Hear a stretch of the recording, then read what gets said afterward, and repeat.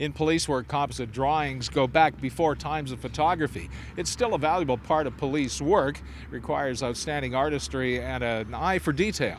What we'll usually start out with is the general head shape, and then we'll narrow down the different facial features. We'll start off with whatever they like to describe first. It will usually take 3 hours to build an artist's conception of any given face as described by a witness or victim. The general process is just to sit down with them, ask them for some general descriptions to start building that in my mind, what this person might look like. And then the process is sort of like a photo lineup, in the way that we wouldn't use a whole face, but we use all the features. So we use reference material. We'll use photography books, magazines, we have FBI catalog, things like that, for facial recognition. So they look through and we'll say, focus on the eyes, for instance. And they'll go through and they'll look for a set of eyes that resembles the eyes they remember.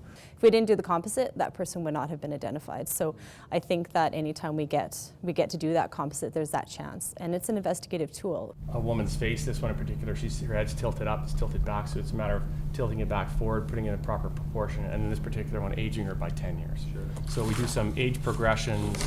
Different witnesses, they remember different things.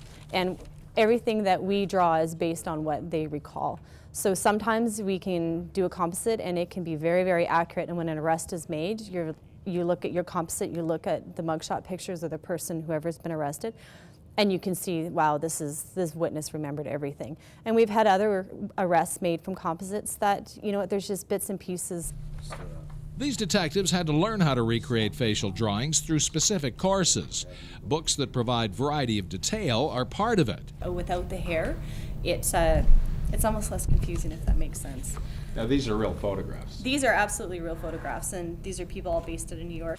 We've had witnesses before that will say, well, it's this guy's eyes, but this color of eyes. So you'd have a surveillance shot from a camera, and then it's very fuzzy or grainy, and then you have to sort of estimate how big the eyes are, where they are. Is it a goatee or is it gray hair on his, you know, a lighter chin, or, you know, all those things. So different various aspects of the actual training are what all of these exercises are for. I think that it's an untapped area.